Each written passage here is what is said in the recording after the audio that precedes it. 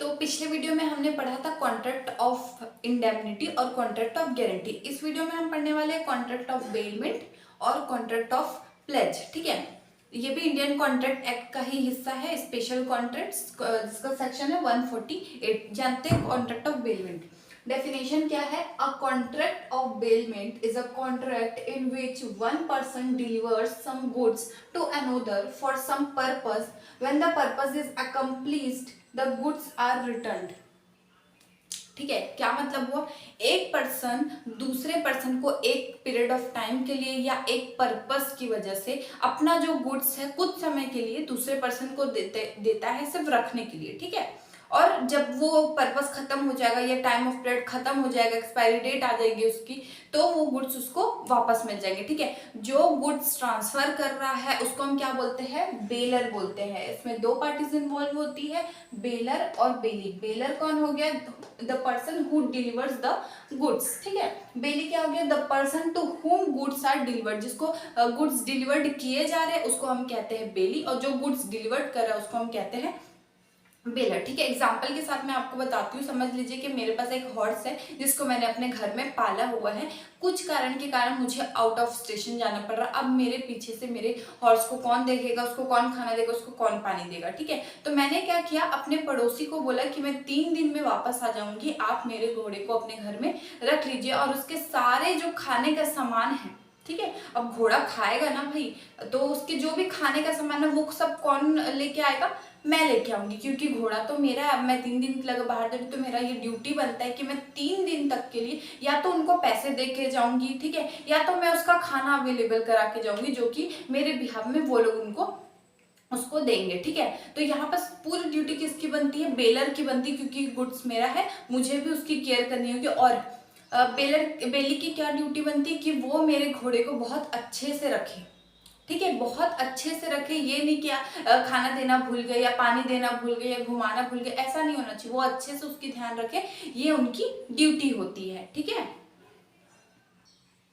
ठीक है, contract of bailment समझ आ गया। अब देखते हैं कैरेक्टरिस्टिक्स ऑफ बेलमेंट क्या होते हैं। ठीक है, पहला है bailment is a valid contract. Bailment is a valid contract. ठीक है, वैलिड कॉन्ट्रैक्ट क्या होता है ये मैंने पिछले वीडियो में बताया हुआ है। अगर मैं फिर से बताने लगूंगी तो वीडियो जो है बहुत लॉन्ग हो जाएगा, तो आप लोग प्लीज जा करके पिछला वीडियो देख लीजिए कि वैलिड कॉन्ट्रैक्ट क्या होता है। ठीक है, तो क्या बोला गया? बेलमेंट एक वैलिड कॉन्ट्रैक्ट है और होना भी चाहिए। सेकेंड है गुड्स मस्ट बी मूवेबल। ठीक है, अब जैसे मैंने आपको एग्जांपल दिया कि मैंने अपना हॉर्स जो है 3 दिनों के लिए अपने पड़ोसी के यहाँ देखभाल के लिए छोड़ दिया। ठीक है, तो यहाँ पे मेरा गुड्स क्या था? मूवेबल था। ठीक है, मूवेबल था। मैं गुड्स को यहाँ से उठा करके वहां तक दे सकती हूँ, कोई भी गुड्स वहां से यहाँ आ सकती है। ठीक है, मतलब गुड्स मूवेबल होना चाहिए। इसमें कौन कौन सी चीजें इंक्लूड नहीं होगी? लैंड, बिल्डिंग, ये सब चीजें इसमें इंक्लूड नहीं होगी, क्योंकि उसको मूव नहीं किया जा सकता। ठीक है, bailment involves transfer of position. ठीक है, नॉट द ओनरशिप। अब इसका क्या मतलब हुआ? मैं अपना घोड़ा को सिर्फ 3 दिनों के लिए अपने पड़ोसी के पास छोड़ के गई थी। मैंने अपने घोड़े को उसको बेचा नहीं है। ठीक है, अगर बेच देती तो क्या हो जाता है? सेल्स ऑफ गुड्स एक्ट बन जाता है। ठीक है, लेकिन मैंने क्या किया? कुछ समय के लिए मैंने अपने गुड्स को उनके पास छोड़ करके किया। ठीक है, कोई भी इंसान अपने गुड्स को कुछ समय के लिए ही दूसरे इंसान को गुड्स डिलीवर करेगा। वो एक सिर्फ टेम्पररी कॉन्ट्रैक्ट होगा, वो एक परमानेंट सेल नहीं है। ठीक है, सिर्फ रखने के लिए दिया गया है। फोर्थ क्या है? Goods must be deliver to another person. Goods को डिलीवर करना जरूरी है दूसरे पर्सन को। ठीक है, अगर आपने कॉन्ट्रैक्ट किया है कि मैं गुड्स को आपको डिलीवर करूंगा, उसके बदले में मैं आपको कंसिडरेशन भी दूंगा करके, ठीक है, तो वो गुड्स डिलीवर होना चाहिए। ऐसा नहीं हो सकता कि गुड्स तो डिलीवर किया ही नहीं आपने, ठीक है, और आप आके मांग रहे वापस गुड्स को। नहीं, ऐसा नहीं होना चाहिए, गुड्स आपको डिलीवर करना होगा। फिफ्थ क्या है? The bailor has the right to receive goods back. ठीक है, इसका क्या मतलब हुआ है? बेलर को पूरा पूरा अधिकार है कि अगर उसने गुड्स को दिया है रखने के लिए कुछ समय के लिए बेली को, तो उसका ये राइट बनता है कि 3 दिनों बाद, ये जब भी टाइम ऑफ पीरियड खत्म होगा, जब भी उनका कॉन्ट्रैक्ट खत्म होगा, तो वो गुड्स को वापस ले सकते हैं। ठीक है, सिक्स क्या है? सबसे इंपॉर्टेंट, इस गुड्स में इस कॉन्ट्रैक्ट में जो है कंसिडरेशन इन्वॉल्व किया जाएगा, ठीक है। लेकिन कंसिडरेशन कौन देगा? जो बेलर है, क्योंकि अगर मैं अपने हॉर्स को अपने पड़ोसी के पास छोड़ करके जा रही हूँ, ठीक है, तो ये मेरी ड्यूटी बनती है ना कि मैं उनको पैसे दे करके जाऊँ, क्योंकि वो मेरे बिहाफ में उसका ध्यान रखेंगे, मेरे लिए उसका काम कर देंगे, ठीक है। तो मेरी यहाँ पे क्या ड्यूटी बनती है कि मैं उनको उसके बदले कोई कंसिडरेशन प्रोवाइड करूँ, ठीक है। तो यहाँ पे कंसिडरेशन कौन प्रोवाइड करेगा? बेलर प्रोवाइड करेगा। अब पढ़ते हैं राइट्स ऑफ बेलर क्या होता है, ठीक है। मैं आपको एक बात बता दूं, बहुत ज्यादा इंपॉर्टेंट है। जो राइट्स बेलर के होंगे ना, वही जो राइट्स है वो ड्यूटी बन जाएंगे किसके लिए? बेली के लिए। और जो ड्यूटी होगा बेलर का, वही राइट बन जाएगा किसके लिए? बेली के लिए, ठीक है। तो मैं आपको दोनों अलग अलग नहीं पढ़ाऊंगी, आप लोग खुद समझदार बच्चे, मैं आपको इतना बता दे रही हूँ, और आप लोग खुद जो है अपने पॉइंट्स बना सकते हैं ड्यूटीज के लिए, ड्यूटीज ऑफ बेली के लिए, ठीक है। मैं बताती हूँ कैसे। पहला क्या है?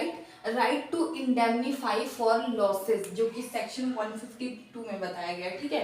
अब देखो, अगर बेलर अपने गुड्स को ट्रांसफर किया है, ठीक है, बेली को कुछ समय के लिए, कुछ पर्पस के लिए, ठीक है, तो अगर गुड्स में कोई भी नुकसान किया जाता है, गुड्स में किसी भी तरीके का अगर अनयूज किया जाता है, उस गुड्स को अनयूज, सॉरी बोल रही हूँ, गुड्स का अगर मिस यूज किया जाता है, तो जो बेलर है उसको पूरा पूरा अधिकार होगा कि वो बेली से उसका कंपनसेशन ले, उसके लिए वो उसको इंडेमनीफाई करना होगा, ठीक है। तो ये राइट होता है किसका? बेलर का। वही ये चीज ड्यूटी बन जाती है बेली के लिए, क्योंकि उसने गुड्स का मिस यूज किया, उसने गुड्स को गलत तरीके से रखा, जिस वजह से गुड्स डैमेज हो गए, तो वहां पे बेली की ये ड्यूटी बनती है कि वो बेलर को इंडेमनीफाई करके दे, ठीक है। सेकेंड क्या है? Termination of contract on inconsistent use of goods, ठीक है। जैसे कि मैंने अभी आपको बताया, जो सेक्शन 153 में ये बताया गया, ठीक है। जैसे कि मैंने अभी आपको बताया कि अगर गुड्स का कोई भी मिसयूज किया जाता है, गलत तरीके से यूज किया जाता है, जैसे कि मैंने क्या किया, अपने हॉर्स को अपने पड़ोसी के पास 3 दिन के लिए मैं छोड़ करके गई, ठीक है। अगर उस बीच उस हॉर्स को मेरे अगर उन लोग बेच देते हैं या फिर किसी और को दे देते कि अब आप रखिए, ठीक है, तो वहां पर ना कॉन्ट्रैक्ट टर्मिनेट हो जाता है, वहां पे कॉन्ट्रैक्ट ब्रीच हो जाता है, वहां पे बेलर को पूरा पूरा ये राइट होगा कि वो कॉन्ट्रैक्ट को उसी वक्त खत्म कर दे, ठीक है। और यही जो है पॉइंट, वो ड्यूटी बन जाएगा किसके लिए? बेली के लिए, कि उसने गुड्स का मिसयूज किया, उसने गुड्स को गलत हाथ में दे दिया, या गुड्स को किसी भी तरीके से मिसयूज किया, जिसकी वजह से उसको जो बेलर को है वो लॉस सहना पड़ा, तो वो क्या करेगा? उसी वक्त जो है उसका कॉन्ट्रैक्ट खत्म हो जाएगा, ठीक है। 3 क्या है? Compensation for unauthorised use by bailee, जो कि सेक्शन 154 में लिखा हुआ है, ठीक है। अगर कोई भी गलत तरीके का यूज किया जाता है बेली के द्वारा उस गुड्स का, तो बेलर का पूरा पूरा अधिकार बनता है कि वो उसके लिए उससे कंपनसेशन ले, ठीक है। तो यही चीज ड्यूटी बन जाता है बेली के लिए कि अगर वो गुड्स का मिसयूज करता है तो वो उस गुड्स का जो है कंपनसेशन देगा बेलर को, ठीक है। 4th क्या है? Rights of take goods, rights of नहीं है, rights to take goods back, section 160 में लिखा हुआ है, ठीक है। इंपॉर्टेंट है कि अब बेलर ने गुड्स तो दिया है, अब ये क्या है? टेम्पररी कॉन्ट्रैक्ट होता है, इसमें गुड्स को बेचा नहीं है, ठीक है, उसमें सिर्फ पोजीशन ट्रांसफर किया गया है, ओनरशिप ट्रांसफर नहीं हुआ है। तो यहाँ पर बेलर का क्या है? राइट होगा कि वो गुड्स को वापस ले सकता है जब भी कॉन्ट्रैक्ट खत्म हो जाएगा, या पीरियड ऑफ टाइम खत्म हो जाएगा, या फिर जो भी पर्पस है वो कंप्लीट हो जाता है, तो बेलर का पूरा ये राइट बनता है कि वो गुड्स को वापस ले ले। अब यही चीज ड्यूटी बन जाएगी बेली के लिए कि अगर जो है पर्पस खत्म हो गया है, कॉन्ट्रैक्ट ऑफ बेलमेंट कंप्लीट हो गया है, तो वो गुड्स को रिटर्न कर दे सही सलामत, किसको? बेलर को। 5th पॉइंट क्या कहता है? Right to receive any increment in goods, ये भी बहुत इंपॉर्टेंट है, सेक्शन 163 में लिखा हुआ है, ठीक है। अब इसका क्या मतलब होता है? मैं एग्जांपल आपको बताई थी कि मैं अपने हॉर्स को जो है पड़ोसी के पास छोड़ करके गई थी, ठीक है। अब उस हॉर्स ने, अगर वो फीमेल हॉर्स है और अगर उसने बेबी दिया है, ठीक है, तो वो बेबी पे भी किसका अधिकार होगा? बेलर का अधिकार होगा, यानी कि मेरा अधिकार होगा, ठीक है, क्योंकि वो गुड्स इंक्रीज हुआ, ठीक है, कहीं ना कहीं वो गुड्स इंक्रीज हुआ, तो जो भी उसमें इंक्रीमेंट हो रहा है ना, वो भी बेलर का ही होगा। तो यही चीज ड्यूटी बन जाती है किसके लिए? बेली के लिए, कि कोई भी अगर इंक्रीमेंट होता है बेलर के गुड्स में, तो वो इंक्रीमेंट के साथ ही उसको वापस करेगा, ठीक है। अब देखते हैं ड्यूटीज ऑफ बेलर क्या होता है। ठीक है, जो ड्यूटीज ऑफ बेलर होगा वही राइट्स ऑफ बेली बन जाएगा। ठीक है, जैसे कि पहले पढ़ा है। पॉइंट 1 क्या है, disclose all the information about the goods. ठीक है, अब यहाँ पे ये बात बहुत ज्यादा इंपॉर्टेंट है कि गुड्स के बारे में, जो भी गुड्स ट्रांसफर किया जा रहा है, डिलीवर किया जा रहा है, उस गुड्स के बारे में सारे मटेरियल फैक्ट, जो भी इंपॉर्टेंट फैक्ट्स है वो सारे डिस्क्लोज करने होंगे बेलर को बेली के सामने। जैसे कि मैंने अपने घोड़े को पड़ोसी के पास छोड़ के गई मैं। ठीक है, तो मैंने क्या किया, उनसे मैं अगर ये बात छुपाऊंगी कि मेरा घोड़ा जो है वो बीमार है, ठीक है, और अगर कल को उसकी डेथ हो जाती है तो पूरा पूरा ब्लेम क्या है, या फिर पूरा पूरा जो जिम्मेदार होगा वो कौन होगा, बेलर होगा, यानी कि मैं होंगी, क्योंकि मैंने अपने गोट जो ट्रांसफर किया मैंने अपने हॉर्स को, उसके बारे में मैंने जो बहुत ज्यादा इंपॉर्टेंट फैक्ट्स थी वो डिस्क्लोज की ही नहीं। तो उसके लिए ये नहीं होगा कि बेली ने मेरे हॉर्स को मार डाला, ये इसका मतलब नहीं होगा। मेरा हॉर्स पहले से ही बीमार चल रहा था और उस वजह से उसकी डेथ हो गई। तो ये सारे जो मटेरियल फैक्ट है उसको डिस्क्लोज करना होता है कॉन्ट्रैक्ट ऑफ बेलमेंट में। सेकेंड पॉइंट क्या है, to give all maintenance amount for goods. ठीक है, जैसे कि मैंने अभी आपको बताया कि अगर मेरा हॉर्स है, मैं उनको दे रही हूँ, तो मेरी क्या ड्यूटी बनती है कि मैं अपने हॉर्स के लिए खाना पानी ये सारी चीज़ों का मैं खुद इंतजाम करके जाऊँ, या फिर इन सारी चीज़ों के लिए उनको पैसे दे करके जाऊँ, जिससे वो लोग उसकी केयर कर सकते हैं। ठीक है, तो ये सेक्शन 158 में बताया गया है। ठीक है, थर्ड पॉइंट क्या कहता है, टू गिव कंपनसेशन।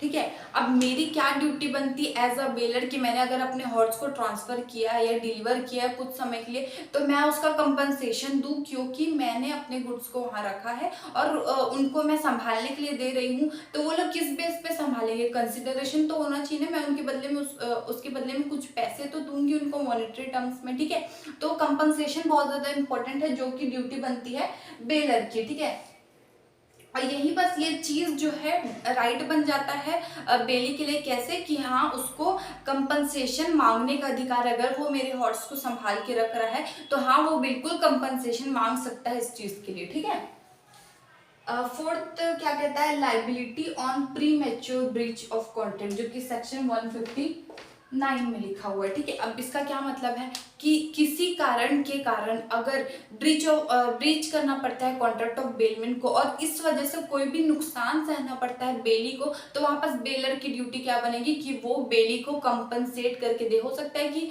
जो टाइम ऑफ पीरियड है या फिर जो पर्पस है वो कंप्लीट ही नहीं हुआ। ठीक है, और उससे पहले ही बेलर ने क्या किया, टर्मिनेट कर दिया कॉन्ट्रैक्ट को, डिस्चार्ज कर दिया, ब्रीच कर दिया, खत्म कर दिया। तो यहाँ पर ड्यूटी बन जाएगी बेलर की कि वो उस चीज के लिए कंपनसेट करेगा, इंडेमनीफाई करेगा, किसको, बेली को करेगा। ठीक है, वहीं पे ये क्या हो जाता है, राइट बन जाता है बेली के लिए कि हाँ अगर कॉन्ट्रैक्ट को ब्रीच किया गया है समय से पहले प्री मैच्योर पीरियड में, तो उसको इंडेमनीफाई किया जाएगा या फिर उसको कंपनसेट किया जाएगा। ठीक है,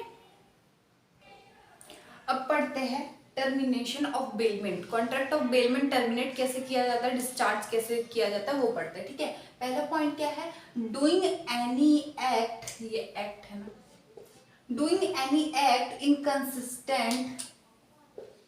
inconsistent with terms of bailment, जो कि सेक्शन 153 में लिखा हुआ है। सारे सेक्शंस बहुत ज्यादा इंपॉर्टेंट है। ठीक है, आप लोगों को याद रखने होंगे।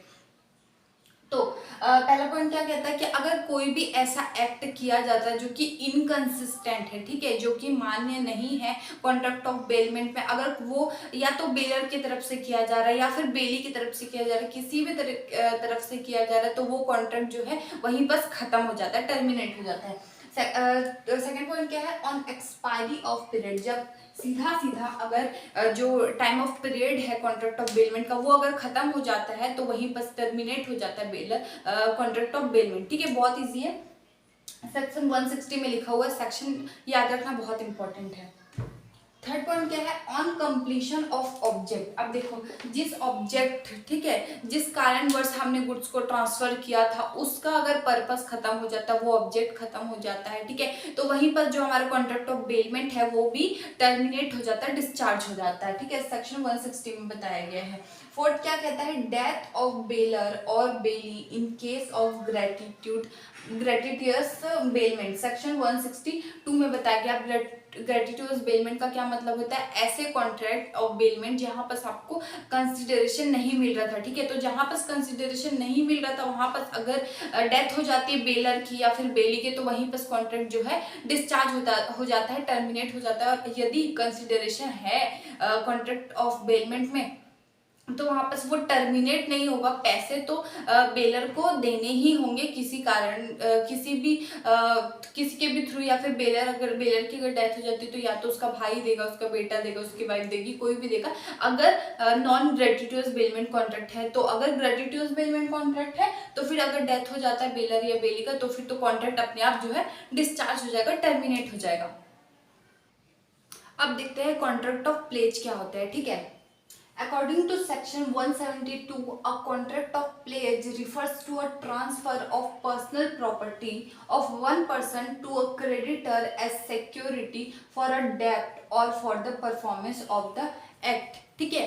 एग्जाम्पल के साथ समझाती हूँ, बहुत जल्दी समझ में आ जाएगा। समझ लीजिए कि कोई व्यक्ति है जो कि बैंक से लोन लेने गया, ठीक है। तो बैंक वाले ने कहा कि हम आपको ऐसे ही तो लोन नहीं देंगे, आपको कोई एक चीज अपनी एज अ सिक्योरिटी हमारे पास रखनी होगी, उसके बदले ही हम आपको जो है लोन दे सकते हैं या कोई भी फंड दे सकते हैं, ठीक है। तो यहाँ पास जो चीज को सिक्योरिटी के तौर पे रखा जाए, जिसको हम क्या बोलते हैं हिंदी में गिरवी रखना बोलते हैं, ठीक है। जिस चीज को सिक्योरिटी के लिए रखा जा रहा है, ठीक है, तो इस कॉन्ट्रैक्ट को हम क्या बोलते हैं, कॉन्ट्रैक्ट ऑफ प्लेज बोलते हैं, ठीक है। जो प्रॉपर्टी है, जो गुड्स है जिसको हम ट्रांसफर कर रहे हैं, ठीक है, जिसके पास भी करे उसको हम क्रेडिटर बोलेंगे, और हम क्या हो गया यहाँ पर डेटर हो गए, ठीक है। तो कॉन्ट्रैक्ट ऑफ प्लेज में दो पार्टीज इन्वॉल्व होती है। कौन कौन सी होती है दो पार्टीज, एक होता है पॉनर, PAWNER, ठीक है। पॉनर वो होता है जो गुड्स को ट्रांसफर करता है, ठीक है, who transfers the goods as security, ठीक है। सिर्फ एक सिक्योरिटी के तौर पे ट्रांसफर किया जा रहा है ना, गुड्स को बेचा नहीं जा रहा बिल्कुल भी, गुड्स को सिर्फ एक गिरवी रखने के तौर पे या सिक्योरिटी के तौर पे ट्रांसफर किया जा रहा है अनदर पर्सन को, जिसको हम कहते हैं पॉनी। जिसको हमने गुड्स को ट्रांसफर किया, the person to whom goods are transferred, हमेशा के लिए ट्रांसफर नहीं किया गया, ठीक है। जब लोन रीपे हो जाएगा तो जो प्रॉपर्टी है, जो गुड्स है, वो हमें वापस मिल जाएगा, ठीक है। तो पॉनर कौन हो गया, जो गुड्स ट्रांसफर कर रहा है एज अ सिक्योरिटी। पॉनी कौन हो गया, जो गुड्स, जिसको गुड्स ट्रांसफर किया जा रहा है, जो कि हम लोग के लिए क्रेडिटर बना हुआ है, जो हमको फंड दे रहा है या लोन प्रोवाइड कर रहा है, उसको हम क्या बोलते हैं, पॉनी बोलते हैं। अब पढ़ते हैं राइट्स ऑफ पॉनर। पॉनर कौन हो गया, जो कि गुड्स को ट्रांसफर किया हुआ है, जो कि गुड्स को कुछ समय के लिए एज अ सिक्योरिटी क्रेडिटर के पास रखा है। राइट टू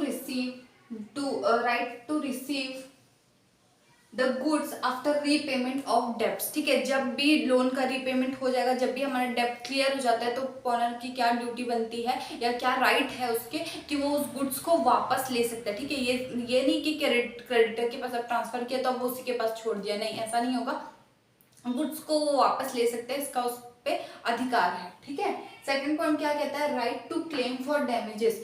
अगर गुड्स को कोई भी नुकसान किया जाता है क्रेडिटर के द्वारा, ठीक है, तो वहां पर राइट बन जाती है पॉनर की कि वो डैमेजेस के लिए क्लेम कर सकते हैं, क्योंकि प्रॉपर्टी तो उसकी थी, उसने सेल तो नहीं किया था। अगर किसी कारण की वजह से क्रेडिटर नुकसान कर देता है, या जिसको हम पॉनी कहते हैं, वो अगर गुड्स का नुकसान कर देता है, तो जो पॉनर की राइट होगा पॉनर का कि वो गुड्स के लिए डैमेजेस के लिए क्लेम कर सकता है, अपना लॉस कवर करवा सकता है। अब पढ़ते हैं राइट्स ऑफ पॉनी क्या होता है, ठीक है।